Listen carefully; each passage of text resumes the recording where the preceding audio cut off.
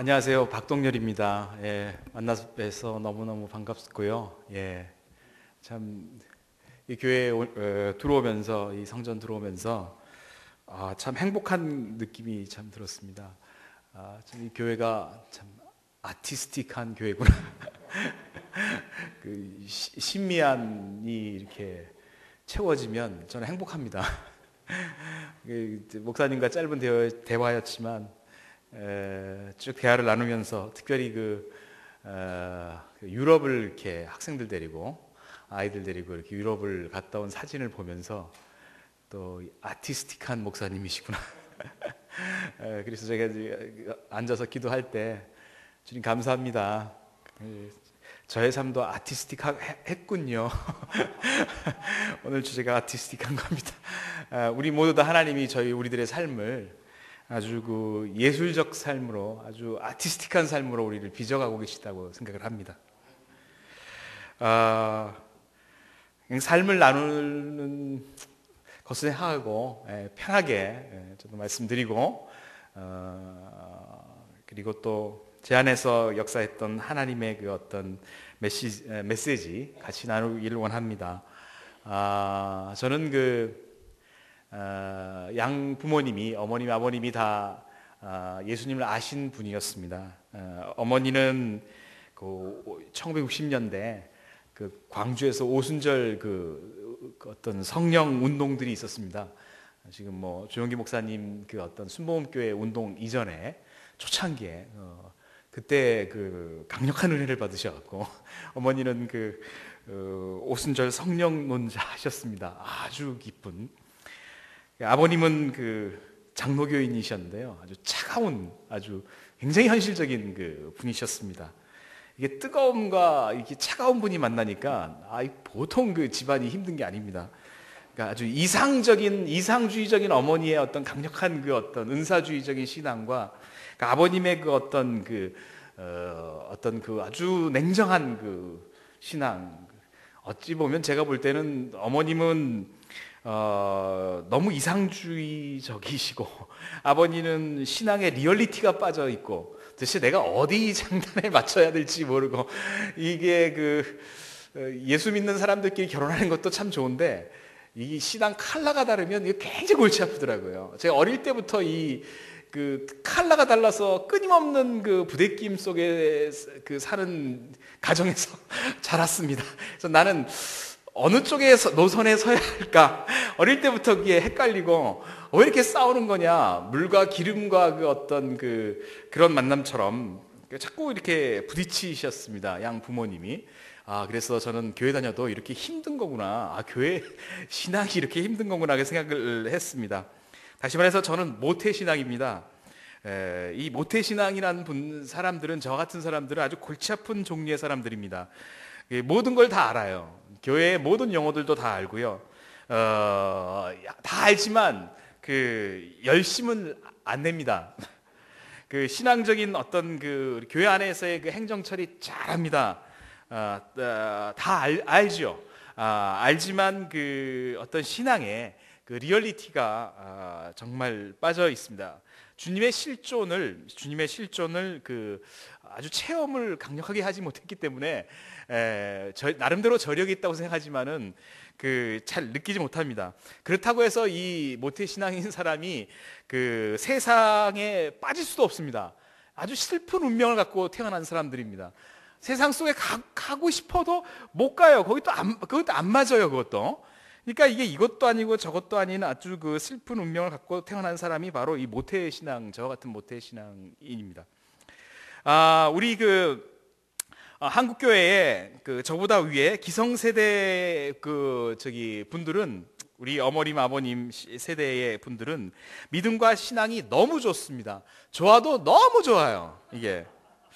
그런데 이제 이분들의 치명적인 약점은 뭐냐면, 가만히 보면 거진 많은 부분, 우리 현대교회의 우리 성인 우리 선배님들은 안 그러시겠지만 신앙 전수에 거진 실패를 합니다. 그러지 않나요? 제가 볼 때 아주 객관적으로 보면 나의 자녀들의 신앙을 나의 자녀들에게 우리 그 기성의 그 성도님들의 신앙을 믿었던 그 신앙을 전수하는데 참 많은 부분 실패합니다. 아주 냉정한 거예요. 저는 대학에서 아주 냉정하게 보고 있습니다. 전 고등학교 교사도 했는데 아주 그걸 보면 많은 부분들이 신앙에 실패를 합니다. 제가 이 말을 하면서도 저도 두렵습니다. 내 자식 내 마음대로 안 돼요. 정말 안 되더라고요. 그래서 제가 이제 아이들을 키워가면서 나는 어떤 노선을 정할까? 그러니까 저는 신앙생활 할 때 참 노선을 많이 생각하게 됩니다. 이거 어떤 노선을, 어느 부모는 이제 자녀들을 꽉 잡고 아침에 무조건 새벽기도 한다. 가정에서 새벽기도 한다. 그래서 다 깨워갖고 그냥 안 오면 막 때리고 막 그러면서 나중에 간증하면 야, 그것이 아주 좋았다. 막 이렇게 간증하는데 내가 이 노선을 따라야 될 거냐? 이렇게 생각해 볼 때 저는 그게 자신이 없습니다. 그렇게 저는 할 자신도 없고 애를 때릴 자신도 없고 마음도 약하고 그래서 저는 안 되겠다 고민해보면서 제 스스로는 나는 내 자녀들한테 절대로 신앙을 강요하지 않겠다. 저 원칙을 세웠습니다. 여기 이제 어떤 분에게는 이렇게 하면 안 되는 분도 있습니다. 절 따라 하시라는 건 아닙니다. 근데 저는요 신앙을 강요하지는 않겠다. 가만히 나를 그 부르신 주님을 보니까 이게 그 우리 부모님들이 뭐 강요를 하거나 뭐 그런 건 아니고요. 그러니까 권명과 모범을 보이셨어요. 그러니까 나는 철저히 내가 모범을 보이겠다. 그리고 권면하겠다. 인생의 선배로서 권면을 하겠다.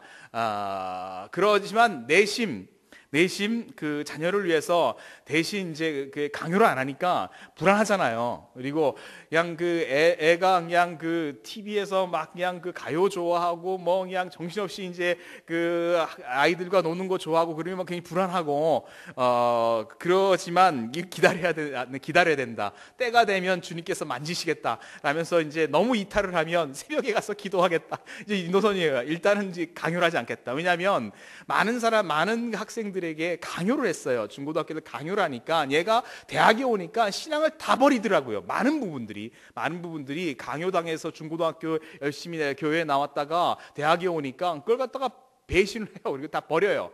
그래서 이게 강요당한 부분이다 이거죠.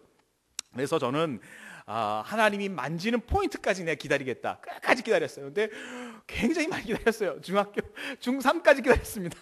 제 딸내미는 중3까지 그냥 강요를 안 했습니다. 교회는 나왔죠. 강요는 안 하고, 그러니까 교회는 늘 나오지만 제가 말한 신앙이라는 것은 주님과의 실제적인 만남, 주님과의 실존적인 리얼리티 이런 것이 있길 원했는데, 그러니까 중3 때 드디어 하나님이 만지셔갖고 얘가 이제 그 성령을 받았습니다. 얼마나 감사한지 모르겠어요. 얼마나 노심죠. 이제 아들 남았어요. 아들은 7살인데 지금 아들 때문에 지금 고민을 하고 있습니다. 두 번째, 제가 이제 자녀를 가르칠 때 공부를 강요하지 않겠다. 대신은 시간 관리를 체크하겠다. 그렇게 생각을 했습니다. 시간 관리를 체크해서 이게 시간을 잘 관리하지 못하면 지각을 하면 혼을 내지만 그 성적 갖고 혼을 안 나겠다. 이제 그런 생각을 했습니다. 그리고 비전을 체크하겠다. 그 하나님이 너에게 주신 비전이 뭐냐 끊임없이 물어보겠다 생각했습니다. 그리고 제가 그 자녀들에게 하는 원리 중에 하나는 끊임없이 제가 하는 메시지 한 가지 있습니다. 한 가지는 너는 특별한 애다. 저는 그것을 늘 강조를 하고 7살짜리 늦둥이에게도 얘야 너는 특별한 애다. 하나님은 너에 대해서 알든지 못하든지 하나님은 너에 대해서 스페셜한 플랜이 있다. 날 얘기를 해줍니다. 잠자리에서도 너는 특별한 애야. 특별한 플랜이 있어. 저는 그것을 강조를 합니다. 다른 거 필요 없다고 생각합니다. 하나님이 너에 대해서 특별한 플랜이 있다라는 것들을 뭐 세뇌를 하든 뭐 하든 자꾸 듣는 것들이 중요한 것 같아요. 그러면서 하나님이 너를 사랑한다. 이 메시지밖에 없습니다. 제가 최근에 어느 서울대학교 교수님들, 세상에서 가장 교만한 사람들이 서울대 교수입니다. 전도 가장 안 돼요. 제가 7년 동안 늘 전도를 해보려고 하는데 참 실패를 하는데 교수님 한 분을 만나게 됐습니다. 만나서 교수님, 제가 교수님과 5번을 만나겠습니다. 딱 5번 만나시고 그 다음에 5번 만난 이후에 더 만나시길 원하시면 더 만나시고 그만 만나시려면 그만 만납시다. 그런데 제가 5번을 만나면서 제가 교수님한테 이야기하는 메시지 딱 한 가지 있습니다. 아주 초장에 만나면서 이야기를 했어요. 메시지가 뭐냐? 하나님이 교수님을 사랑한다는 메시지밖에 안 할 겁니다. 하나님이 영적인 아버지신데, 믿거나 말거나 아버지신데, 그 아버지의 마음을 내가 5번 만나서 하나님이 교수님을 사랑한다라는 것을 이야기할 겁니다. 이것 왜 얘기 안 하겠습니다라고 첫 번째 이제 커피 마시면서 얘기하고, 두 번째 만나는 순간부터 제가 드라크마 잃어버린 드라크마 비유 있지 않습니까? 그냥 비유를 가지고 그때 이제 천국이 무엇과 같으냐 할 때 비유 3가지가 나오거든요. 그 3가지 비유를 갖고 이야기를 했습니다. 그 비유를 쭉 어떤 잃어버린 양의 비유, 목자의 마음에 잃어버린 양의 비유, 드라크마의 비유, 그래서 3가지 비유가 있는데, 그 비유를 통해서 제가 이 방법, 이 얘기 저 얘기를 통해서 단 하나의 메시지, 하나님이 아버지시고 얼마나 돌아온 탕자의 비유를 통해서 아버지의 마음이 얼마나 교수님을 향해서 가고 있는가, 아버지가 이런 사랑으로 교수님을 기다리고 있다, 그것을 이야기를 합니다. 그래서 5번 만날 때마다 아버지의 마음을 이야기를 하겠다. 그래서 계속 만나고 있습니다. 만나다가 이제 미국 갔다 왔는데 그래서 어저께 오니까, 어저께 미국에서 도착했는데 제가요, 네, 그 교수님이 통화되세요 하고 이제 문자가 왔거든요. 그래서 이제 내일 또 만나야 됩니다. 만나야 돼요. 어떻게 될지 몰라요. 그 교수님도 아들 문제가 굉장히 심각합니다. 지금 아들 문제가 서울대 교수들 아들들이 참 문제가 많습니다. 가장 문제 있는 집단이에요. 제가 교수 아파트 사는데요. 그 교수 아파트는 다 고부간의 갈등이 있어요. 왜냐하면 아들들이 너무 잘났어. 그러니까 그 시어머니 프라이드가 보통이 아니야. 그러니까 며느리랑 늘 부딪혀요. 그러니까 모든 집안에 고부간의 갈등이 있고요. 그 아들들이, 그러니까 아버지가 대단해. 그러니까 이제 이런 집의 그 자녀들이 갖는 부담감이라는 건 굉장히 심해요. 자기도 서울대 가야 되는 거예요. 근데 자기가 서울대 갈 수가 있나? 그게 되게 어렵거든요. 제가 뭐 다시 시험 치라 그러면 옳지 않을지 저 자신 없습니다. 하여튼간 그 교수님을 다시 만나게 됩니다. 저는 만날 때 전도를 하거나 누구를 만나거나 제 아들에게 하는 메시지 단 하나: 하나님이 너를 사랑한다. 하나님이 교수님 사랑합니다. 저는 이 메시지만 전해야 돼. 어떤 식의 이야기라든 그들이 이해할 수 있는 용어로 바꿔가서 하나님이 당신을 사랑한다라는, 얼마나 사랑하는지, 너무너무 그 아버지의, 우리가 성경을 읽을 때 성경 어떻게 읽습니까? 창세부터 요한계시록까지 정말 아들을 부르시는 불타는 아버지의 눈동자, 아버지의 목이 쉰, 그 목이 칼라진 그 음성을 들어야지 그게 성경을 제대로 읽는 겁니다. 그렇습니다. 저는요, 중학교 때 예수님을 만났습니다. 예수님을 만났는데 그게 제가 잘나서 만난 게 아니고, 물론 만세 전에 저를 택하셨겠지만 가장 저에게 지금 생각해 볼 때 참 교회가 사이즈가 적당했습니다. 그때 이제 지금은 대형 교회입니다. 강남중앙 침례교회라는 데가요, 대형 교회입니다. 그 목사님이 굉장히 유명한 부흥 강사셨고요, 원로 목사님이. 그런데 제가 그 사이즈 안에 중고등부 들어갔을 때 이게 정말 진짜 교회였다고 생각합니다. 지금도 참 찾아볼 수 없는 그 강남중앙 침례가 지금은 이르지 않을 거라고 생각합니다. 그 당시에 똑똑한 그런 캐릭터가 있었습니다. 사랑의 교제가 있고요. 그리고 어떤 성령님이 살아서 움직이는, 그러니까 기도하는 누나들이 있었고, 기도하는 선배들이 있었고, 그리고 고등학교 선배가 중학교 학생 이렇게 챙겨주고, 사랑의 교제가 있었고, 나눔이 있었고, 이런 공동체가 있는데, 여러분 신앙생활에서 공동체 너무너무 중요합니다. 지금도 저는 공동체에 소속되고 있는데, 여러분 공동체가 부여하는 동기부여, 세상의 어떤 동기부여보다 대단히 강합니다. 때로는 부모가 동기부여 해주는 것보다도 중고등부 선배가, 야 너는 그 은사가 운동자라니까 운동적으로, 아니면 너는 연기자 하면 딱 좋겠다, 연극배우 하면 참 좋겠다, 그 동기부여를 탁 시키잖아요. 그 어떤 공동체 안에서. 그러면 걔는 굉장히 큰 동기부여를 받습니다. 너는 꼭 서울대학을 가야 되겠다. 너 같은 경우 그러니까 선배들이 저보고 그러니까 내가 가야 되는구나, 내가 대표 선수로 가야 되는구나 이런 생각이 들거든요. 이 동기부여가, 이 공동체 안의 동기부여가 너무너무 중요한 것입니다. 그리고 그 교회에 딱 오면, 야 이거 진짜 교회구나, 그걸 느껴요. 여러분 현대교회가 그렇게 느껴지시죠? 네, 그게 중요한 거예요. 여러분 10,000명, 20,000명, 뭐 몇천 명 수없이 목사님이 뭐 하기가 두세 개 그 필요 없어요. 교회 딱 오면 야 이거 진짜 교회다. 그 느낌이 너무너무 중요한 거라는 거예요. 여러분 이런 교회가 너무너무 중요해요. 그러면서 그 교회에 중학교에 다녔는데 겨울 수련회 때 우리 담임 목사님이 부흥교 사셨기 때문에 그 여름 수련회 때 그 주제가 성령을 받으라고 성령에 대해서 한 4시간을 설교를 하셨습니다. 성령. 그래서 어린애가 성령이 뭔지 몰랐어요. 홀리 스피릿이 뭔지 몰랐어요. 그러나 금요일 날 중고등부 선배들 손에 손을 잡고 산에 올라가서 기도를 했어요. 그래서 저는 지금도 산 기도를 좋아해요. 이상하게 산에 가면 마음이 편해요. 처음에 한 5분은 되게 무서운데 5분 지나면 이제 마음이 편해집니다.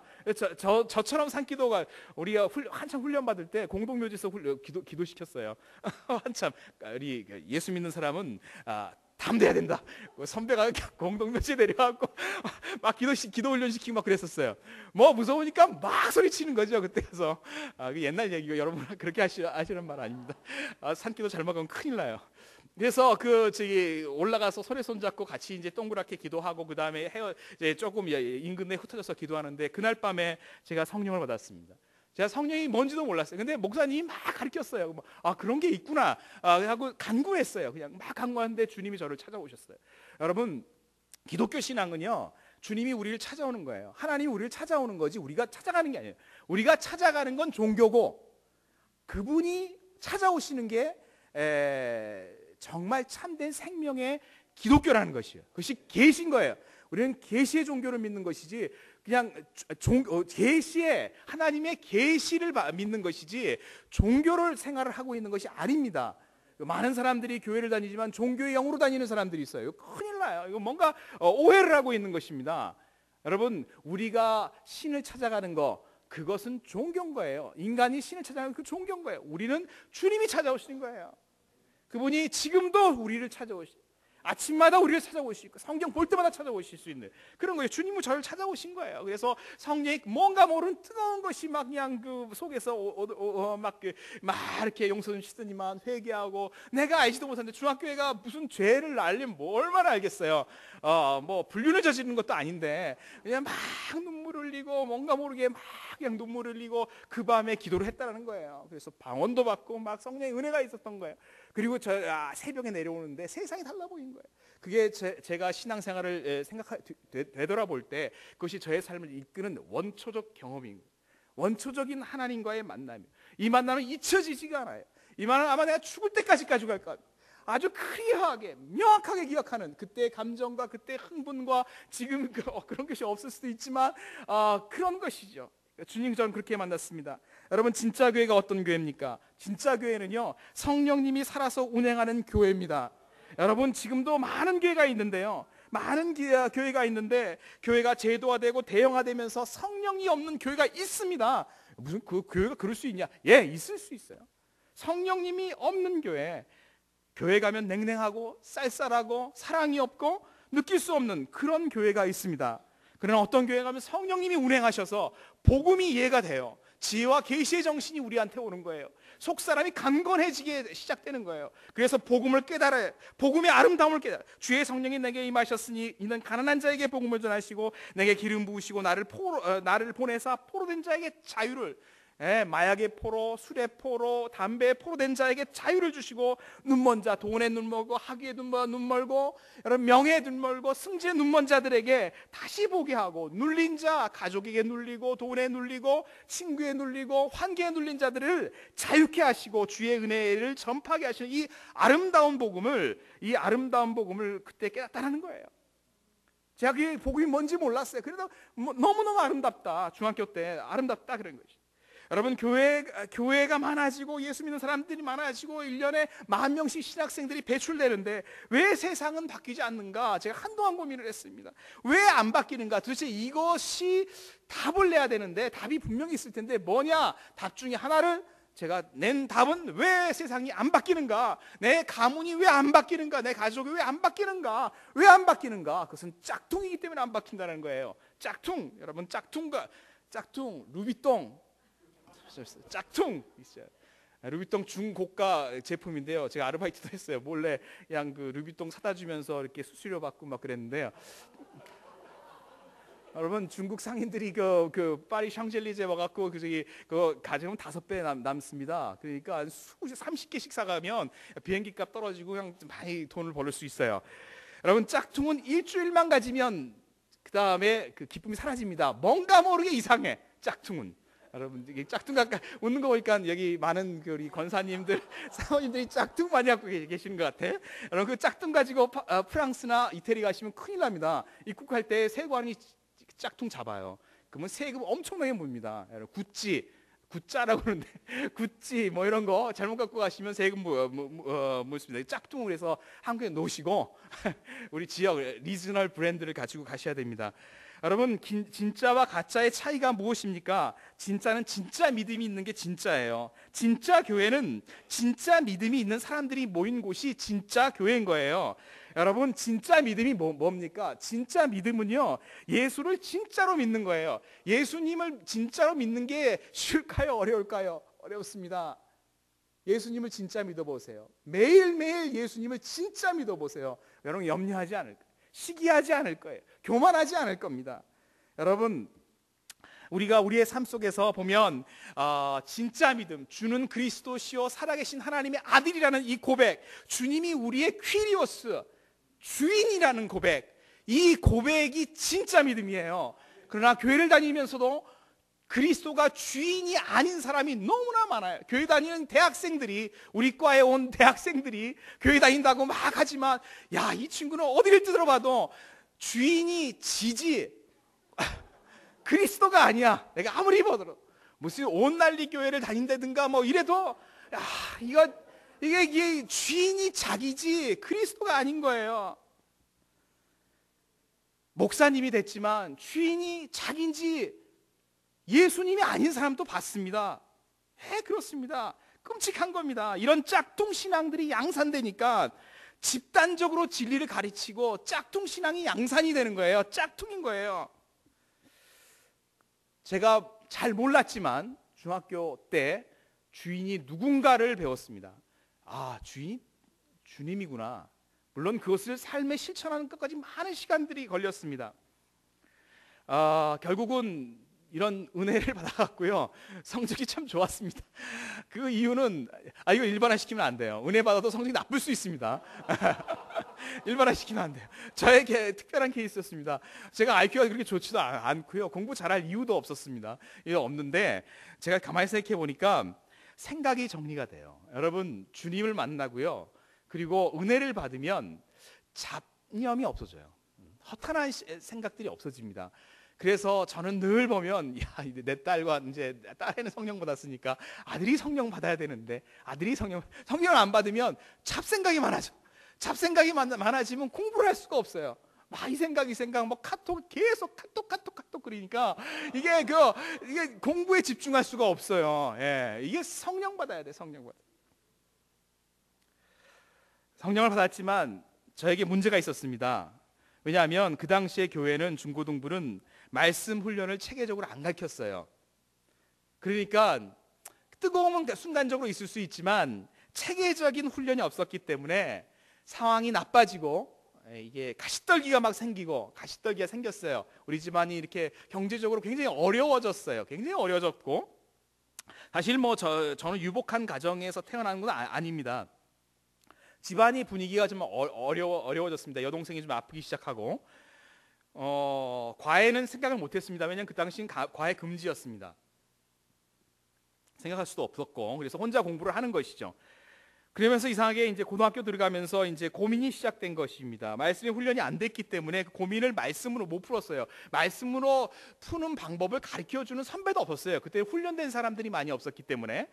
그렇기 때문에 이제 저의 고민은 딱 두 가지였습니다. 내가 세상에서 어떻게 살아가야 되는가? 내가 예수를 믿었지만 내 주인이 하나님이라는 걸 알지만 내가 세상에서 어떻게 살아야 되는가 고민 하나고 두 번째 고민은 내가 서울대 들어갈 수 있는가 없는가? 이게 이제 두 개의 고민이죠. 그러면서 많이 고민하다 보면 방황을 하게 되죠.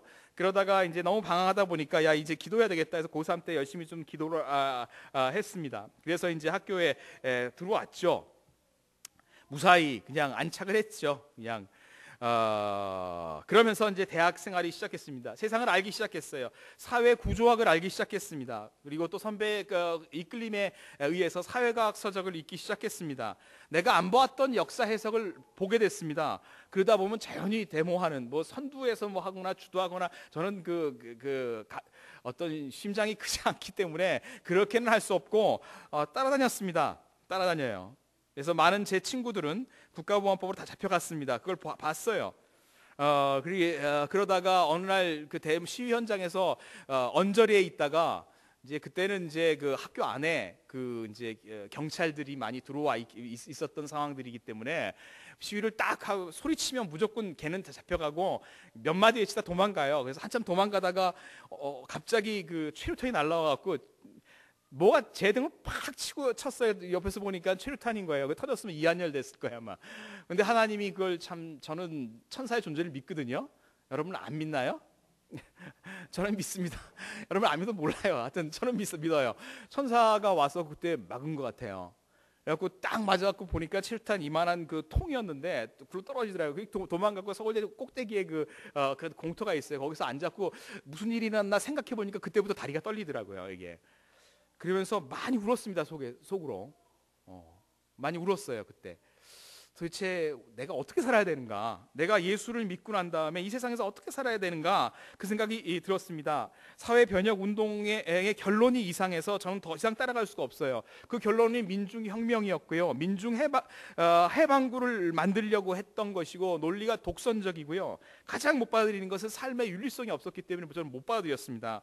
그러고 최대의 고민은 도대체 그리스도인은 세상에서 어떻게 살아가야 되는가, 그것에 대한 고민을 하고 있었습니다. 그러던 중 선배한테 잡혔습니다. 여러분 보통 영향은 선배를 통해서 오죠. 선배의 그 어떤 잡혀서 제자 비전이라는 것을 들었습니다. 사회를 어떻게 바꿀 것이냐, 인간의 힘으로 바꾸는 것이 아니다. 우리가 신앙생활을 가지고 그 다음에 우리가 신앙을 가지고 세상을 살아갈 때 두 가지 양극단이 있는 거예요. 신앙생활에 너무 영성을 막 추구를 하다 보면 세상과 분리가 되죠. 분리가 돼서 마치 기도원에 있는 거, 삶이 기도원 같고 일주일에 만나는 모든 사람이 크리스찬이고 예수 안 믿는 사람 단 한 번도 안 만나고 뭐 이렇게 그 어떤 너무나 영적인 순수함 속에서 살아가는 거, 이걸 박수치고 뭐 이렇게 막 잘 살았다 막 얘기를 하죠. 잘 살은 걸 수도 있어요. 그런 게 때로는 그런 시기가 필요하기도 하고요. 그런 극단이 있고, 또 하나는 아니다, 복음을 가졌으면 정말 복음을 아는 사람이 사회를 적극적으로 변화해야 된다, 사회 운동으로 막 추구하는 극단이 있습니다. 양극단 모두가 성경적인 것은 아니라고 저는 생각을 합니다. 아무튼 사회를 어떻게 바꿔야 되는가, 이런 것에 대해서 고민을 했는데 그 선배가 소개해줬던 것은 뭐냐면, 참된 예수의 제자들이 그 사회로 들어가서 사회 각 영역에 들어가서 정말 빛과 소금의 역할, 오늘 읽었던 본문처럼 빛과 소금의 역할과, 그리고 정말 그 영역을 위해서 기도할 때 술 마시고 고스톱 치고 입사하면 모두 다 룸사롱 가는 이 분위기, 이게 대기업 분위기예요. 그래서 열심히 그 교회 생활하다가 룸사롱 가 있는 청년들 무지개수로 저는 봤습니다. 여러분 그래요. 사회라는 거 그래요. 자기만 빠질 수 없는 거예요. 죄는 집단적으로 지을 때 굉장히 익사이팅한 거예요. 그러니까 막 같이 짓거든요. 막 같이 하자 막 그런 거거든요. 정말 이런 분위기를 바꿔나가는 것이 정말 세상을 바꾸는 것이다라고 선배가 이야기를 했습니다. 그래서 저는 그 선배랑 성역 공부하기로 결심을 했어요. 그러면서 성역 공부를 하기 시작했습니다. 그래서 그 선배로부터 시작해서 또 이렇게 저의 리더가 몇 번을 바뀌었습니다. 바뀌면서 제가 배운 것은 하나가 뭐냐면, 그동안 그 전까지 생각하지도 못했던 신앙의 성장이 있는 거구나, 신앙이라는 것은 성장하는 거구나라는 개념을 배웠습니다. 성장하는 거구나. 신앙이라는 것은 교회 와서 예배드리고 그냥 그것뿐이 신앙이 아니고, 하나님의 나라를 위해서 헌신하고 예수의 제자로 사는 것, 그 삶을 살아내는 것이 신앙이구나라는 것들을 배우기 시작했습니다. 그러면서 복음의 아름다움에 미친 사람들을 보기 시작한 것입니다. 그 사람들이 사회 영역에 들어가서 제사장처럼 살려고 하는 그런 선배들을 보기 시작한 것입니다. 아, 이래서 사회가 바뀌고 이렇게 신앙이 성장하고 하나님의 나라가 실현되는구나라는 꿈을 저도 가지게 되었습니다. 그리고 예수 그리스도의 제자는 태어나는 것이 아니라 훈련되는 것이라는 것을 저는 배웠습니다. 신앙이 이때야 신앙이 정말 그냥 관념이 아니고 신앙이 정말 리얼리티, 정말 실제가 되고, 신앙이 그냥 그저 그런 배웠던 어머니에게 배우고 아버지에게 집단적으로 배운 신앙이 아니고 나와 예수님과의 인격과 인격이 만난 그 리얼리티가 있는 그 신앙, 그 실제가 된 신앙이 저에게 왔는 것이죠. 실제라는 게 뭐예요? 신앙의 실제가 뭡니까? 여러분, 우리가 청년들이 지금 스펙을 쌓고자 그냥 토익을 보고 토플을 보고 막 매달려, 그게 실제인 것입니다. 신앙이 그런 실제로 저에게 와닿던 것이죠. 예수님의 고난과 부활이 실제가 되고, 그리고 그 실제가 되었다는 거죠. 우리가 교회를 다니면서 정말 예수님에 대한 신앙, 예수님과의 만남, 그분과의 친밀함이, 예수님과의 친밀함이 실제가 됐다고 한다면 우리가 아집과 고집과 내 주장에만 빠져서 살 수가 없다는 것이죠. 그 실제가 저에게 왔다는 것이죠. 우리가 오랜 교회 생활로 매너리즘에 빠졌어요. 원숭이 똥구멍은 빨가면 뭐죠? 사과는 맛있고요. 맛있으면 바나나는 길고, 기름은 뭐죠? 기차는 빠르면 비행기는 높고, 뭐죠? 높이면 백두산. 잘하시네요. 그 늦둥이한테 가르친 거예요. 신앙을 이렇게 한다는 거예요. 원숭이 똥구멍과 백두산이 무슨 관계가 있는 거예요? 어떤 관계가 없는 거예요. 아무런 관계. 신앙을 어떤 때는 A를 배우고 B를 배우고 C를 배우고 D를 배우고, 이게 왜 이렇게 가는지도 모르고 그냥 가는 거예요. 가르고 나중에 가서 신앙이 뭐냐면, 글쎄 나도 몰라, 그냥 백두산이래. 그러니까 천국 가는 거래. 그냥 나 죽으면 천국 간대. 이러고 신앙이 끝나는, 이게 이단의 논리인 거예요. 신천지의 논리인 거예요. 빠져들어가는 논리로 이렇게. 여러분, 신앙이 이런 거 아닌가? 내가 그냥 이 교회 저 교회 다니면서 가르친 대로 따라갔고, 교회에서 하라는 대로 그냥 했고, 근데 내가 배운 것이 무엇인지도 모르고, 이렇게 우리의 신앙이 되면 안 된다는 것이죠. 여러분, 그 아름다운 복음이, 예수 그리스도의 아름다운 복음이 정말 예수 그리스도의 기름 부으시고, 우리가 눌린 자가, 우리가 포로된 자에게 자유를 주고 눈먼 자를 다시 보게 하고 눌린 자에게 자유를 주는 이 아름다운 복음이 나의 전 존재에서 뛰쳐나와야 되고 터져나와야 되고, 우리가 박지성이 골을 넣었을 때 그냥 함성을 질렀던 월드컵의 그 함성보다도 더 큰 함성이, 우리가 예수 그리스도의 구원의 복음을 들을 때마다 그 함성이 터져나와야 되고, 우리의 전 존재에서, 우리의 그 생각에서, 우리의 관념에서, 우리의 행동에서 예수 그리스도의 복음이 터져나오는 것이, 그것이 신앙의 리얼리티라는 거예요. 그리고 예수 그리스도의 복음을 들을 때마다 기쁘고 즐거워야 되는데 왜 무감각하게 샀냐는 것이죠. 연극처럼 하는 신앙이에요. 연극처럼. 일주일에 와서 연극처럼 신앙생활을 하게 되는 거예요. 여러분, 우물가에서 빨간 잉크를 떨어뜨려 보세요. 순식간에 빨개져 버립니다. 여러분, 정말 살아있는 생명의 복음이 우리한테 떨어졌는데 그의 삶의 존재가 왜 안 바뀝니까? 이것은 짝퉁이기 때문에 안 바뀌는 것이죠. 짝퉁이. 그리고 이것은 종교적인 것처럼 신앙생활을 하고 종교의 영으로 우리가 완전히 잡혔기 때문에 우리가 삶은 안 바뀌고 그냥 교회 다니고 있는 거예요. 그냥 교회 다니고. 여러분, 진짜 주님과의 사랑을 회복해야 돼요. 마지막 때일수록 신부의 사랑을 회복해야 돼요. 신랑을 사랑하는 그 신부의 강력한 사랑. 그래서 혹자는 아가서가 너무너무 중요한 자라고 챕터라고 이야기를 해요. 그 사랑이 없으면 마지막 때, 지금 이 후기 자본주의 시대에 예수 그리스도의 강렬한, 예수 그리스도를 향한 강권적인 사랑을 우리가 모르면 다 부패합니다. 남자들은 다 가서 그냥 노래방 가고 도우미 불러고 별짓을 다 하는 거예요. 장로님이 그럴 수도 있고요, 권사님이 그럴 수도 있고, 다 그럴 수 있습니다. 여러분, 이런 사랑이 없으면요 부패하게 돼요. 진실함에서 떠나서 부패하게 돼요. 친밀한 예수님과의 관계, 눈을 감으면 예수님을 생각하면 무엇이 떠오릅니까? 막막하지 않나요? 여러분, 그래서 요즘에는요 많은 것을 행하는 것보다도 여러분 집에 가서요 레스팅, 쉬는 게 좋아요. 어떻게 쉬어요? 저는 가끔 1시, 12시에 그냥 누워갖고 손을 잠깐 올리고 해보세요. 성령님 저한테 오세요. 제가 성령님이 필요합니다.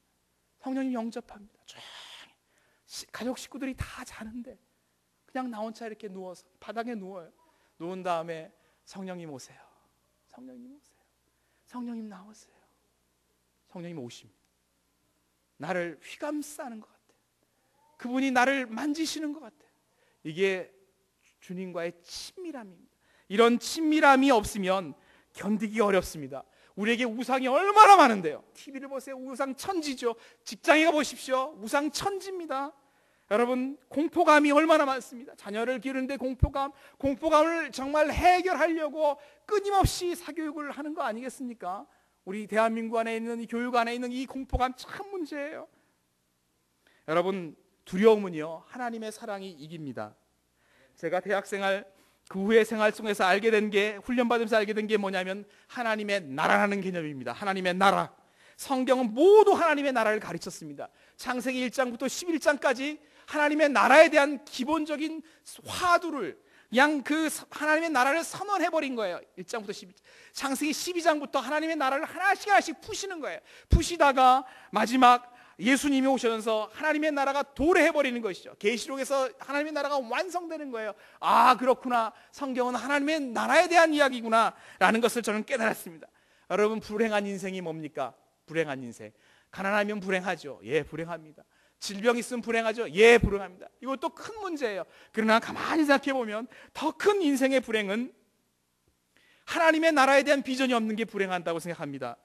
여러분, 하나님의 나라에 비전이 있어 보십시오. 하나님의 나라에 대한 꿈이, 내가 하나님의 나라, 하나님의 정의가 실현되고 하나님의 정말 그 하나님이 원하시는 그런 원리가 구현되는 하나님의 나라에 대한 그 꿈과 실현, 그것이 있다 그러면 내가 가난하더라도 거기에 굴복하지 않아요.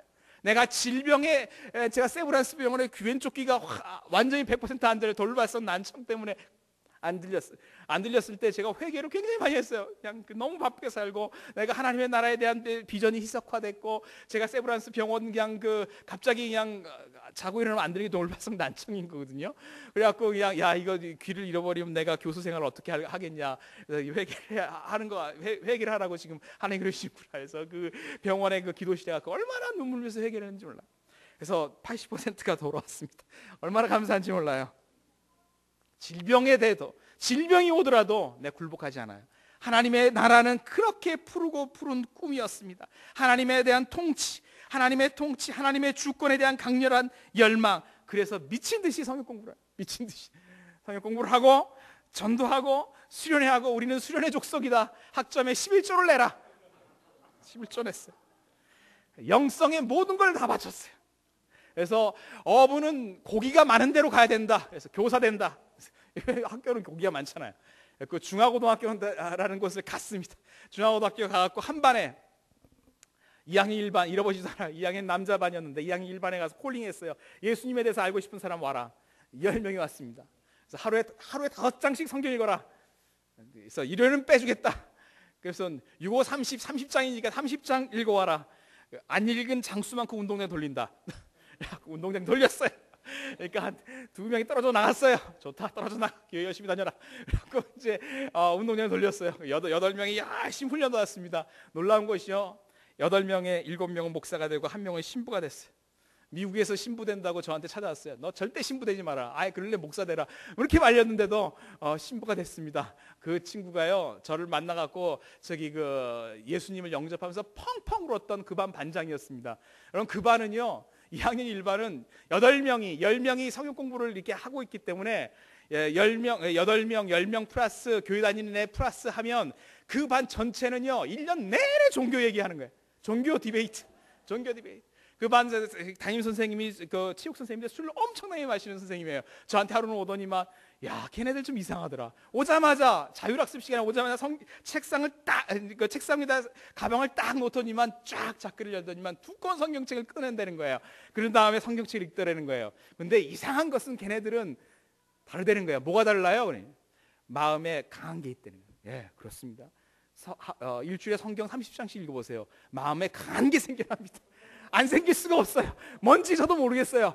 그냥 강해져요. 그냥 강해져. 견고해지는 것이죠. 평강에서 평강으로 이끄시는 것이죠. 그래서 양육을 했습니다. 그래서 걔네들이 고3이 돼서 기독교반을 만들기 시작했어요. 한 명은 찬양, 한 명은 전도, 한 명은 뭐 다 쥐들이야. 고3이 고2, 고2가 고1 졸업생이 들어가서 또 양육을 했습니다. 저는 그냥 그 대학원에 오면서 또 유학 가면서 그 학교를 놨지만 20년 동안 그게 시스템이 돌아가요. 양육은요 4대만 내려가면요 제가 보니까 15년은 너끈히 제가 떠나도 15년이 돌아가는 거예요. 그대로 놀라운 거예요 이게. 그래서 그 중화고등학교 출신의 총신대 간 우리 그 학생들이 줄줄이 있어요. 줄줄이 총신대 다 총신대 매기마다 총신대 가는 거예요. 나중에 이 모임하면 기가 막힐 겁니다 아마. 제자양육 이렇게 했습니다. 하나님의 나라 이렇게 그냥 제가 교사였지만 음악 선생님이 교회 다니신 분이어서 수요일 점심 시간 점심 벨이 울리면 가갖고 찬양 집회했어. 찬송가 부르고 좀 후미진 데 있어갖고 찬송가 부르고 찬양. 그때 당시는 좀 제가 열을 받아갖고 아픔이 양호실 가지 말고 나한테 와라. 내가 한번 타율을 계산해 보겠다. 안쓰기도 하고 났나 안 났나. 오늘 3알이 되냐 2알이 되냐. 그래서 기도를 한 거예요. 날 때까지 기도하는 거예요. 날 때까지. 그리고 또 교회 다니는데 말썽 피면 그냥 정학을 주면 안 때리거든요. 저는 불러갖고 대나무 자리 막대 걸려가지고 그냥 패줬어요. 너 교회 다니는데 이렇게 말썽 필 수 있냐? 빵빵 때려줬어요. 그게 울어요. 제가 그러다가 문제가 생겼어요. 영성을 너무 많이 추구했어요. 문제가 생겼어요. 뭐가 문제가냐? 학점을 잘 관리도 안 하고 공부할 시간이 없었기 때문에 이게 현실 적응력도 좀 상실되고 열심히 영성을 추구하니까 이게 안 되겠다. 내가 불어를 참 못하더라. 이 불어를 가리키는데 나도 자신이 없어. 이게 맞나 틀리냐 막 헷갈리는 거야. 이러면 안 된다. 여러분 웃지만 사실 영어 교사도 많이 그래요. 티를 안 내지만 수학 선생님도 많이 그러고요. 여기 선생님들 계시면 죄송합니다. 근데 그렇잖아요. 안 그런 척 하는 거죠 우리가. 그래서 안 되겠다. 이래서는 안 되겠다. 한마디로 나의 전문성이 떨어지는 거예요.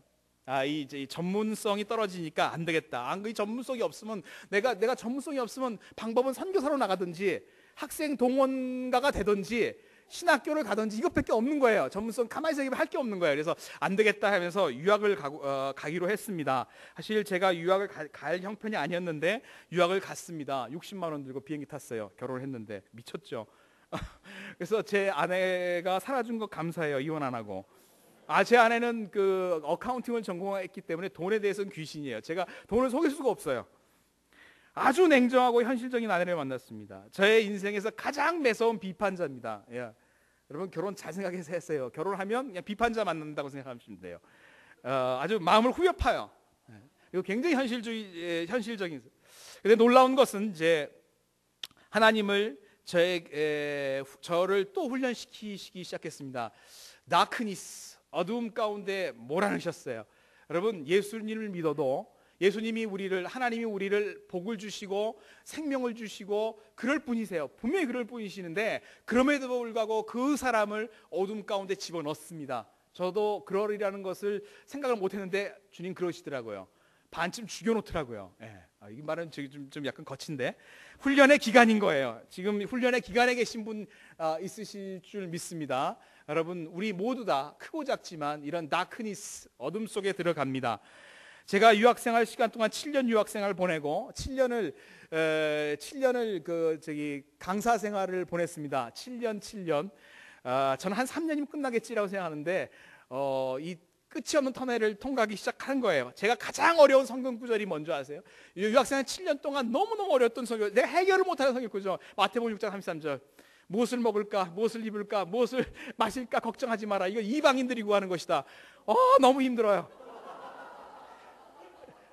제가 가장 인생에서 불쌍한 사람들은 30대 가장, 공부하는 가장이에요. 돈 없는데 곤히 자고 있는 자녀와 부인을 보고 일하러 가는 그 가장. 이거 정말 가슴이 싸한 것이요. 가슴이 솔로 내 가슴을 야들야들한 가슴을 쓸어내리는 듯한 그 느낌. 있습니다. 이해하시는 분들 많이 계실 거라고 생각합니다.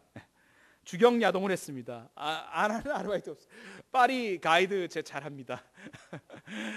대한항공에서 일을 많이 했습니다. 샤를드골 공항에서. 그래서 공항 업무 잘합니다. 저는 불어를 뭐 어학연수를 통해서 배운 게 아니고요. 샤를드골 공항에 가갖고 제가 실수하면 승객이 비행기 못 타든지, 제가 못 알아들으면, 불어를 못 알아들으면 짐이 안 가든지 그 카운터에 그냥 비행기 안에 왔다 갔다 하면서 샤를드골 공항은 다 알아요. 그래서 인천공항이 샤를드골 공항을 베꼈거든요. 제2터미널을. 내가 보니까 야, 이 베꼈다라는 걸 잘 알게 됩니다. 제가 국무총리부터 아주 그냥 거친 인생, 그 바다에 있는 선원까지, 해상에서 막 사람 죽이고 그런 얘기 들으면서 공항에서, 그때 대한항공의 5분의 1의 그 어떤 그 수입을 파리 지점에서 벌어줬습니다. 저도 아주 많이 벌어줬어요. 저한테 감사 안 하죠, 그래도. 그렇습니다. 그 다음에 파리 MBC에서 근무했습니다. 세계를 가다 제가 찍은 거 여러분 봤을 겁니다. 그 파리 MBC에서 그 못 가본 이상한 동네 다 가서 보면, 그 어느 동네 가면 다 쌍둥이에요. 그런 동네도 있었고요. 마약이 막 허가된 동네도 있었고, 아주 뭐 별 그 곳을 많이 가서 합니다. 그래서 방송계에 진출하실 분들은 역마살이 있으면 가십시오. 근데 아니면 가지 마세요. 너무너무 터프한 곳입니다. 근데 놀라운 것은 이런 그 현실적인 돈에 대한 어떤 시련, 지금 나중에 이상하게 그런 그 돈에 대해서 억울함을 당하면 나중에 교수가 돼도 비즈니스 하기 시작합니다. 원수 갑자기 해갖고. 왜냐하면 선교사를 많이 선교에서 파송했는데 선교사들이 악소리가 막 나요, 여기저기서. 그러면 실탄을 줘야 되는데 이 실탄 문제 어떻게 해결하냐, 이 교회 저 교회 가서 조금씩 해결 못한다, 안 된다, 그러면 이건 내가 벌자, 그래갖고 이제 비즈니스 하기 시작해요. 돈이 미우면 원수를 갚아야죠. 그래서 너무너무 훈련하면서 끊임없이 이제 돈에 대해서 하면서 저에게 유학 기간에 유익한 것이 세 가지 있습니다. 첫째가 나의 영적인 가면이 벗겨졌어요. 여러분, 젊을 때 영성을 너무 추구하다 보면 원치 않은데 나에게 가면이 생기더라고요. 가면이 생겨서 그 그리스도의 영성, 그리스찬의 영성이 사실은 기도원 영성이 아니고 시장터가 영성이어야 돼요. 여러분, 시장터에서 복음은 일어났습니다. 사도행전 잘 보세요. 시장터에서 복음이, 갈라디아, 예배소, 시장터에서 영성이 피어나온 것이에요. 영성은 시장터에서 만들어지는 것이죠. 우리의 어휘를 변화시켜야 돼요. 그래서 우리 제가 청년부 전도사 할 때는 밖에 나가면 우리 홍대 입구 가게 되면, 홍대 입구에 가면 그 개그 콘서트에 데뷔하기 전에 하는 소극장, 거기서 이제 인기 좋은 건 개그 콘서트로 보내고 그런 데가 있어요. 그런 데 가갖고 이제 같이 청년들이랑 같이 이렇게 가는데, 나 전도사님이라고 부르지 말아라. 만약에 나를 전도사님이라고 부르면 너 10,000원씩 낸다. 어휘를 바꿔줘야 돼. 우리 어휘가 너무 거룩해. 너무 거룩하니까 예수 믿지 않은 사람들이 잘 못 알아들어.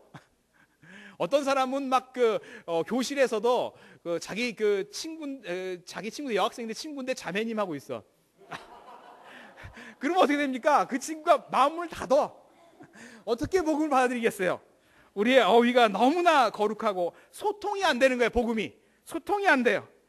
우리가 소통이 안 되면, 친구가 안 되어주면 복음을 못 전합니다. 여러분, 우리는 빛입니다. 근데 사람들이 나팔을 불어요. 복음을 전해요. 나팔을 불어요. 시도 때도 없어요. 지하철 안에서 나팔을 불고 계속. 여러분, 나팔을 하루 종일 불어보세요. 미친놈이지. 평소에는 등대 같은 거면 빛을 비추는 거예요. 빛을 이렇게 계속 붙이다가 나팔을 불어야 될 순간에 그때 딱 한 번 불러야 됩니다. 딱 한 번 그들의 마음에 있는 내밀한 버튼을 눌러야 돼요. 그럴 때 복음이 들어가게 돼요. 여러분, 평소에는 착한 빛을 계속 비춰가. 우리는 등대예요. 그런 사역으로 우리를 하나님 부르셨던 거예요. 그래서 저의 영적인 가면을 벗기 시작했습니다. 벗기 시작하다 보니까, 시장터 형성이 되다 보니까 예수 믿지 않은 사람 누구나 다 만나게 있어요. 너무너무 자유로운 거예요. 그 전에는 자유를 못 느꼈어요. 예수님을 알지 못하는 사람이랑 대화를 하면 뭔가 불편해. 뭔가 이게 어색해요. 어색해. 그리고 더 이상 대화를 하기 싫어. 싫고. 근데 그게 잘못된 거예요. 이게 그런 마음이 생긴 건 그건 자연스러운 현상인데요. 그게 끊임없이 그렇게 산다면 잘못된 겁니다. 그건 아니에요. 그들에게 진정한 친구가 못 돼져요. 우리는 창기도 친구가 돼주고, 세리도 친구가 돼주고, 다 친구가 돼줘야 되잖아요. 친구가 안 되면요, 모슬림들을 전도할 수가 없어요. 모슬림 성도들, 어떤 신도들을 보면서 그냥 사형리 전하고 불가능해요. 진짜 불가능해요. 그 방법은 무슬림들에게 친구 돼주고 사랑해주면 그들이 복음을 알게 됩니다. 두 번째 제가 배운 건 뭐냐면 어둡잖아요. 다크니스, 하나님을 믿는 자신의 자녀들을 어두움 속으로 보냅니다. 보내요. 보낼 때 저는 수없이 내가 횃불을 켰어요. 여러분, 내가 횃불을 켜면 안 돼. 안 되는 걸 알면서 자꾸 내가 횃불을 켜. 주님은 그 어둠 속에서 기다리고 어두운 길을 가고 계속 가기를 원하시는 거예요. 그 어두움 속에서 머물기를 원하시는 거예요. 그게 훈련인 거예요. 근데 내가 자꾸 어두우니까 내가 횃불을 켜요. 횃불을 어떻게 켜냐? 돈 꼬로 다녀요. 어디에다가 돈을 끌 것인가? 어떻게 해서 막을 건가? 막 이런 거죠. 잠잠히 하나님이 치우시는 것을 기다려야 되고 잠잠히 학교를 보내는 것을 기다려야 되는 건데 내가 이 방법 저 방법 인간적인 방법으로 막 합니다. 내가 이런 방법을 써서 교수가 되려고 막 이 방법을 써서 교수. 근데 제가 교수가 되는 서울대 교수가 된 건 희한한 방법이었습니다. 공채가 났어요. 근데 제가 들어갈 자리가 아닙니다. 제가 들어갈 자리가 아니어서 저는 서류를 못 냈어요. 그래서 억울했죠. 억울하고 그런 거구나. 하나님이 원하시지 않는 거구나. 포기했습니다. 포기했는데 어느 날 갑자기 전화가 왔어요. 공채 무산됐다. 공채가 무산시켜. 하나님이 무산을 시켜. 그 공채 무산이다. 없었던 일로 하자. 없었던 일이 하고 그리고 제가 들어오는 걸 반대하는 교수님 서울대 교수 그렇게 과들은 좀 이런 문제 많이 있습니다. 라인 싸움이 많아요. 근데 들어오는 걸 원치 않은 그것은 내가 미워서가 아니라 전공 영역에 부딪혀서 그런 거예요. 전 충분히 이해를 합니다. 이해를 하는데 다음에 공채가 나서 그냥 자연스럽게 하나님은요 우리가 생각하는 방식으로 역사하지 않으십니다. 그냥 오랜 시절 어둠 속에 그냥 돈 벌고 힘들고 그 기다리고 어둠을 견디라고 놔두십니다. 그러나 그 수많은 사람들이 자기가 횃불을 켜요. 아브라함이 자기가 횃불을 키다가 하갈이랑 해서 애를 낳아버렸잖아요. 그러니까 수천 년 철천지 원수가 돼버린 것이잖아요. 자기가 스스로 횃불을 킬 때 큰 문제가 벌어지는. 또 하나 유학 기간 동안에 제 전문성이 굉장히 신장이 됐습니다. 전문성이 신장이 되면서 갖춰진 것이죠. 제가 말씀드리고 싶은 핵심은 이거예요. 영성과 전문성입니다. 여러분 교회에서 영성을 막 강조합니다. 그 나쁜 게 아닙니다. 강조해야죠. 그러나 균형을 잡으라는 것이죠. 영성이 많고 전문성이 없으면 어떻게 됩니까? 사회 영향력이 없어요. 여러분 세상은요 아직도 세상은 그 영역에서 어떤 그 영역 안에서의 큰 싸움이 있습니다. 지금도 영역 싸움이 있어요. 정치 안에서 영역 싸움이 있습니다. 사단과 진리가 맞부딪히는 싸움.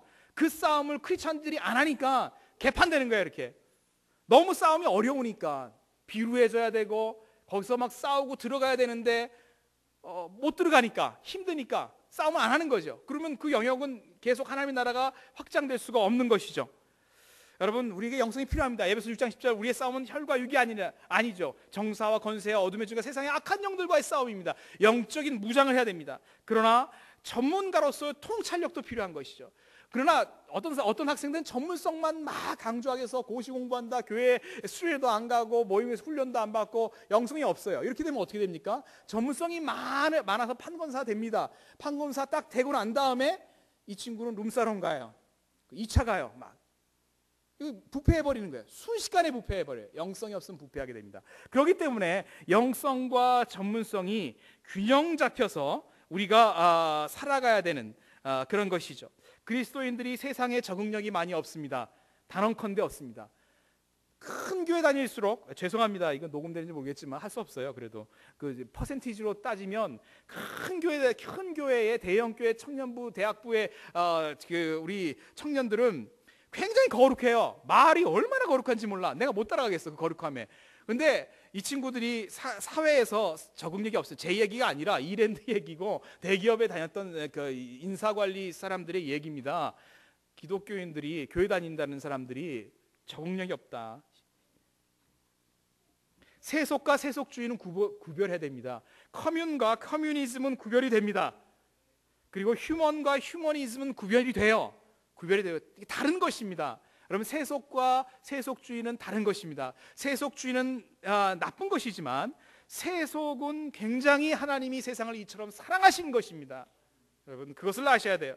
여러분 전문성이 중요합니다. 출애굽기 35장에 물은 너희 중에 마음이 지혜로운 자를 데리고 와서 하나님의 명령에 따라서 이런 것을 만들어라.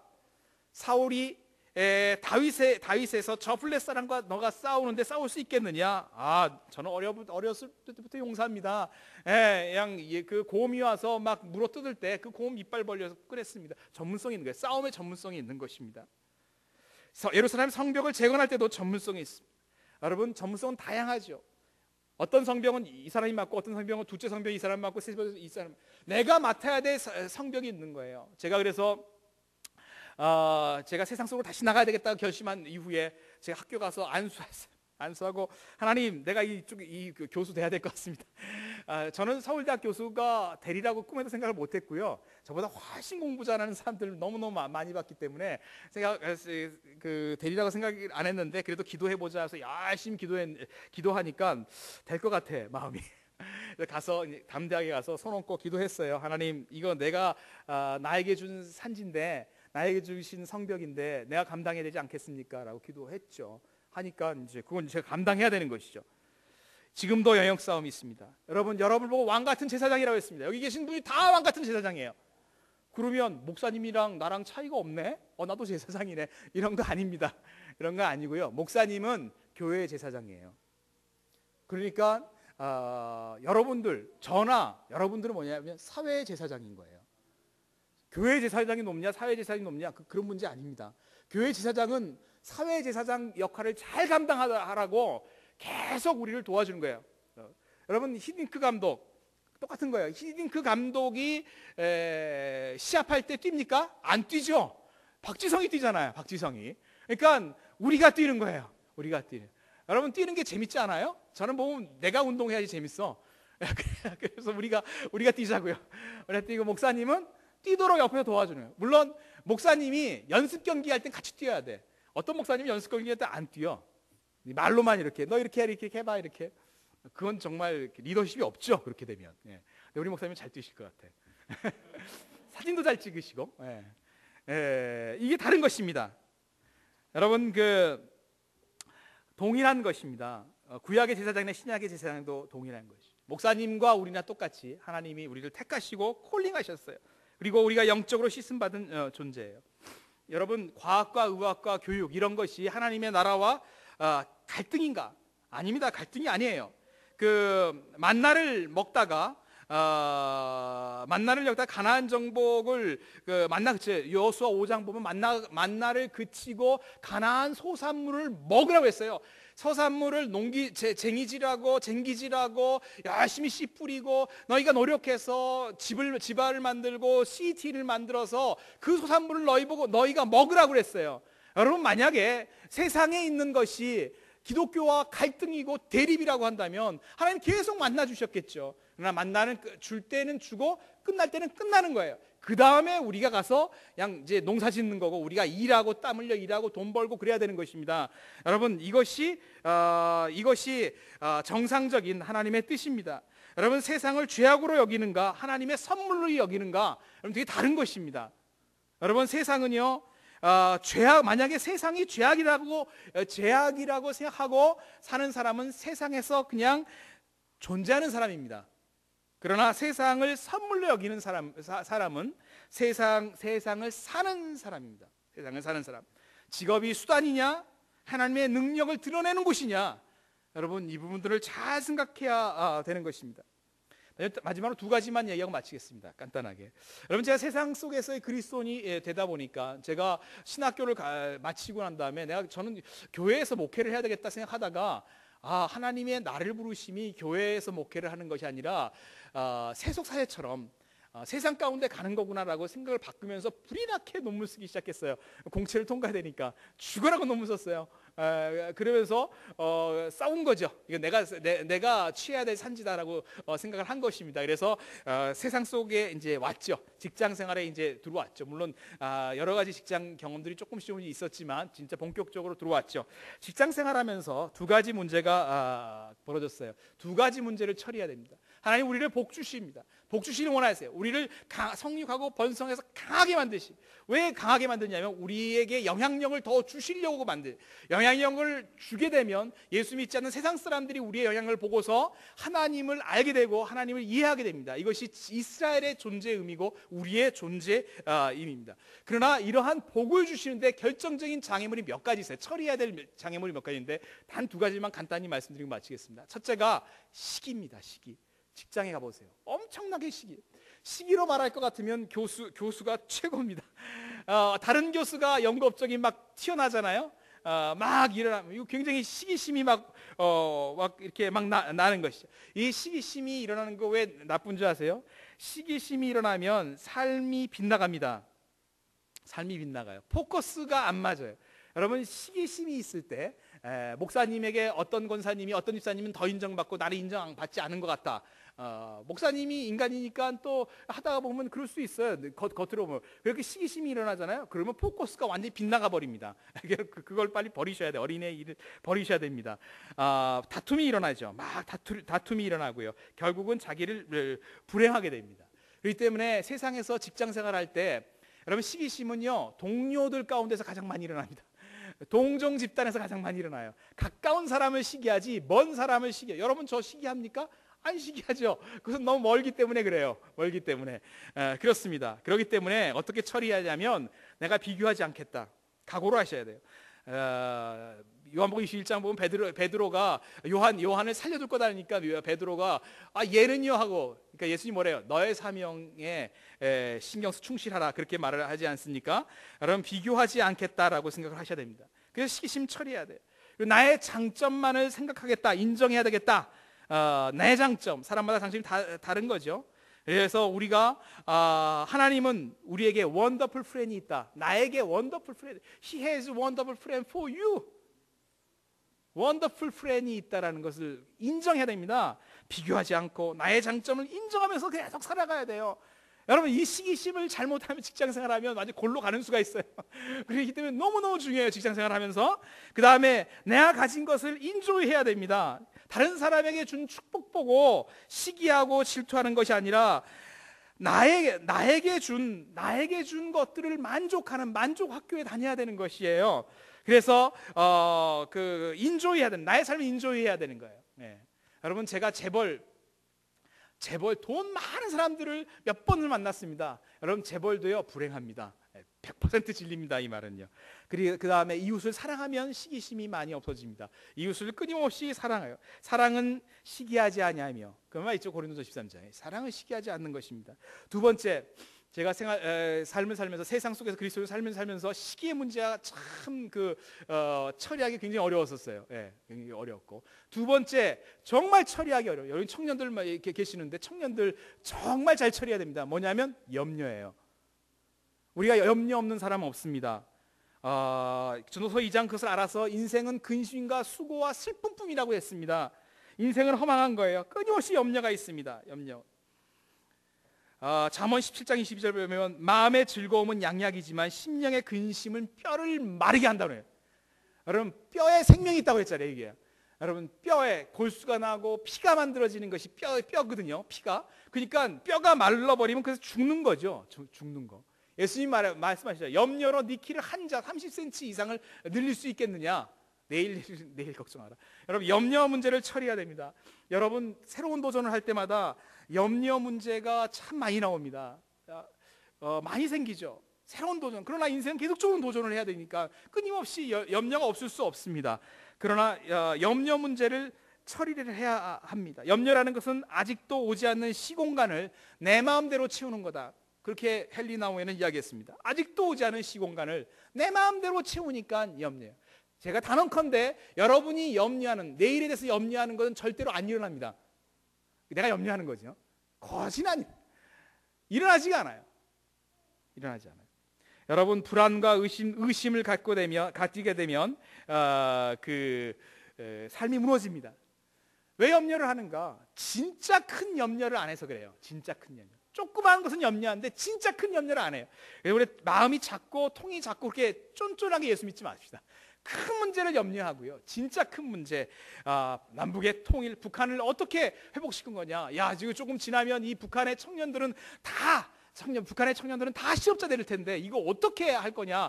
우리 청년들을 훈련시키고 북한의 청년들에게 전문성을 어떻게 키워갖고 어떤 공단 문제를 어떻게 우리가 들어가서 그 공단을 갖다 회복시키고 이런 것들을 제가 생각하고 있거든요. 지금 믿거나 말거나. 울란바토르 대학, 국립대학 선교사님 만났습니다. 여기 석사 마치신 분 저한테 말씀하십시오. 울란바토르 대학의 교수로 보낼 테니까. 석사만. 이런 염려를 해야 되는 거예요. 이런 큰 염려를 해야 되는 거예요. 그리고 염려하는 이유는 생각만 하고 행동 안 하기 때문에 염려하는 거예요.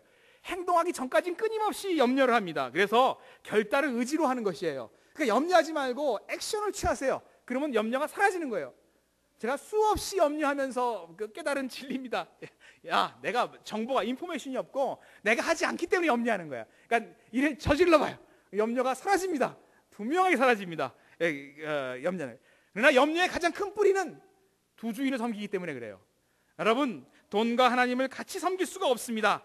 돈은 우상이에요. 어쩔 수 없어요. 우상이에요.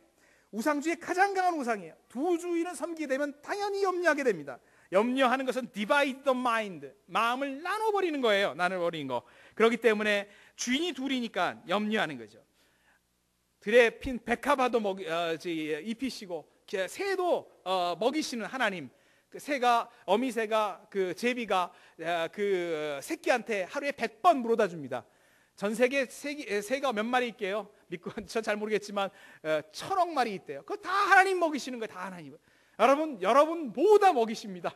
제가 물질의 훈련 그리고 비즈니스에 대해서 이야기하는 순간 비즈니스 하면서 막 실현을 당하고 막 이렇게 막 그냥 올인을 해버리고 야, 이 교수로 그냥 편하게 살지 내가 왜 이 짓을 하고 사냐 뭐 이렇게 할 때도 하나님이 끝까지 물어보시는 게 있어요. 네 주인이 누구냐? 돈의 주인이 누구냐? 그것을 계속 물어보시는 거예요. 여러분, 하나님이 우리를 다 먹이십니다. 아무것도 걱정하지 말고 감사함으로 우리의 구할 것 하나님께 아뢰면 됩니다. 아무것도 걱정하지 마세요. 하나님이 역사하세요. 그래서 믿음의 시작은 염려의 끝입니다. 따라해보세요. 믿음의 시작은 염려의 끝이다. 염려의 시작은 믿음의 끝이다. 조지 밀러의 말입니다. 그렇기 때문에 염려 않겠다고 마음을 먹으십시오. 염려는 다루는 방법은 기타 줄과 같은 것입니다. 적당한 염려 괜찮습니다. 아름다운 소리 낼 수 있어요. 너무 염려하면 기타 줄 끊어집니다. 그게 안 돼요. 염려하지 않겠다. 관리 가능한 것만 염려하세요. 컨트롤을 하는 것만 염려하시지만 uncontrollable factor, 내가 관리가 도저히 안 되는 거는요 염려할 필요가 없습니다. 여러분, 과거의 것 염려할 필요 없고 미래의 것 염려. 어떤 사람 남의 것까지 염려를 해. 하여튼 그건 안 돼요. uncontrollable factor는 염려하는 게 아닙니다. 그건 염려할 필요 없어요. 그래서 제가 요즘에 계속 이거 내가 염려할 거냐 말 거냐 계속 저는 판단합니다. 요건 내가 염려할 건지 아닐 건지, 이게 컨트롤하냐 uncontrollable, 계속 그러고 삽니다. 그렇게 살고 있습니다. 여러분도 염려하지 마세요. 여러분, 청년의 때에 많은 결정이 있어요. 막 내가 이 자매랑 결혼해야 될지 이 형제랑 결혼해야 될지 너무나 염려되죠. 염려하지 마시고 구할 걸 아뢰십시오. 그러면 하나님이 자연적으로 그것을 알려주십니다. 하나님 살아계셨어요. 우상 섬기는 것이 아니기 때문에 다 가르쳐 주십니다. 다 가르쳐. 절대 염려하지 마시고 염려와 싸우시고 그리고 과감한 도전을 하시고 과감한 일을 시도하십시오. 그리고 다른 사람들 시기하지 마세요. 여러분, 1등이 있으면 깔아주는 사람도 있어야 돼요. 그래서 좀 깔아줘도 괜찮습니다. 그래서 1등을 마음껏 박수를 이렇게 치십시오. 그리고 내가 회사에서 잘했을 때 사장님이 야, 내가 과장인데 잘했다 그러면 예, 제가 좀 잘합니다 이렇게 하면 안 되고요. 그럴 때는 지혜롭게 부장님이 아이디어를 주셔서 제가 이거 했습니다 딱 이렇게 해보세요. 그러면 부장도 올라가고 그 과장인 나도 올라가고 둘 다 올라가서 나도 승진 잘 되고 부장이 나 잘 봐주고 얼마나 좋습니까? 이게 지혜가 없어갖고 내가 한 것처럼 막 이렇게 돌리면 이렇게 어떻게 됩니까? 부장이 나를 미워하고 나도 사장한테 눈이 들지 안 될지는 모르고 그렇습니다. 아셨죠? 그렇기 때문에 겸손하게, 교만하지 않고 겸손하게 내가 일을 잘했을 때 겸손하고 옆에 있는 부장, 특별히 상사 칭찬 많이 하셔야 돼요. 상사가 잘해줘서 내가 이렇게까지 왔습니다 라고 얘기를 하셔야 돼요. 그래야지 내 인생이 정말 잘 풀릴 수 있는 것입니다. 이게 지혜인 거예요. 그렇게 하셔야 돼요. 겸손하게. 여러분, 겸손한 사람이 결국은 장에 오르더라고요. 여러분, 장 된다는 건 너무 어려워요. 근데 상무가 되고 이사가 되고 이게 너무너무 어려운 거거든요. 전 정말 존경스러운 분들이에요. 근데 이분들은 참 겸손해요. 많은 사람들이 아침 일찍 일어나서 일들하고 먼저 섬기고 그런 것이죠. 염려하고 시기하지 마십시오. 절대 시기하지 마세요. 잘한 사람 박수 쳐주고요. 이런 사람도 그리고 잘못됐다 그러면 위로하시고 그렇게 하시면 정말 그 직장 안에서 하나님의 나라를 구현해 나가는데 굉장히 큰 원군들을 얻게 됩니다. 같이 한번 기도하고 마치겠습니다. 같이 기도하겠습니다. 얼마나 우리가 살면서 시기를 했나요? 우리가 살면서 얼마나 염려를 했나요? 나의 신앙생활은 그냥 무감각하게 그냥 배우고 들려오는 대로 신앙생활을 했는지, 아니면 신앙의 깊은 의미를 묻고 하나님의 나라를 사랑하면서 하나님 이것은 무엇입니까? 라고 겸손하게 묻고 하나님 말씀에 하신 대로 제가 따르겠습니다, 복종하겠습니다, 그렇게 물어보면서 신앙생활을 했나요? 이 부흥의 기간 동안에 인격적인 하나님, 그냥 매너리즘에 빠져서 그냥 연극처럼 했던 신앙생활 다 버리시기 바랍니다. 여러분, 종교의 영에 빠져서 그냥 종교생활하는 거 다 버리시기 바랍니다.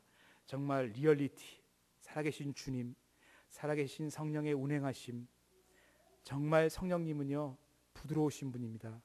제가 아는 성령님은 너무너무 젠틀하신 분이에요. 너무너무 신사세요. 저는 이런 신사를 본 적이 없습니다. 성령님 그런 분이에요. 너무 우리를 신사적으로 대하십니다. 너무너무 착한 마음, 선하신 마음이십니다. 그런 성령님을 재발견하시고 특별히 하나님의 음성을 들으세요. 부흥의 기간 동안에 하나님의 음성 한 가지만 들으시면 여러분 성공한 것입니다. 그 음성대로 사시길 바랍니다. 제가 기도하고 마치겠습니다. 하나님, 이 귀한 교회에 와서 부족한 자가 하나님의 말씀을 나누었습니다. 하나님, 성령님이 여기 계신 성도 한 사람 한 사람 마음 가운데 울림으로 들려주셨던 것 잘 붙잡고 집에 돌아갈 수 있도록 주님이 역사해 주시길 간절히 바라옵곤 합니다. 한 말씀 한 말씀 순종하면서 나아가면서 하나님 아버지, 우리들이 신앙생활 가운데 더 깊이 성장하길 원합니다. 하나님의 나라를 더 깊이 알길 원하며 하나님의 나라의 그 비밀을 더욱더 알아가는, 그 비밀의 수준이 점점점 깊어져가는 그러한 삶을 살기 원합니다. 우리가 젊을 때는 힘들고 고생했지만 우리의 노년이 모두가 다 풍성하길 원합니다. 우리가 아름다운 죽음, 보석 같은 죽음을 맞이해서 하나님 예수 그리스도를 만나길 참으로 원합니다. 특별히 이 교회에 자라나는 우리 사랑하는 자녀들을 축복합니다. 학생들을 축복합니다. 이 교회 가운데 영적인 거목들이 자라가길 원합니다. 영적인 거성들이 이 교회를 통해서 일어나길 원합니다. 하나님은 한국 교회를 인도하는 지도자가 나오고 한국 정치를 하나님 아버지 이끄는 지도자들이 나오며 남북을 통일시킬 수 있는 통일의 대통령도 나오길 원합니다. 하나님 아버지, 열방을 먹여 살릴 수 있는 그러한 전문적인 영성 있는 그런 하나님의 일꾼들이 나오길 참으로 원합니다. 하나님, 목사님의 목회 가운데 축복하여 주옵소서. 하나님, 이 교회는 하나님 아버지 이어 거룩한 샘이 되길 원합니다. 이 샘이 흘러 넘치고 넘쳐서 하나님 아버지 이전 땅을 넘치고 서울 땅을 넘치고 대한민국을 넘쳐서 세계 열방 가운데 가길 참으로 원합니다. 하나님 아버지, 이 교회를 향하신 하나님의 모든 뜻을 100%, 120%, 200% 하나님의 뜻이 다 이루어지길 원합니다. 손대는 일마다 축복하여 주옵소서. 감사드리며 예수 그리스도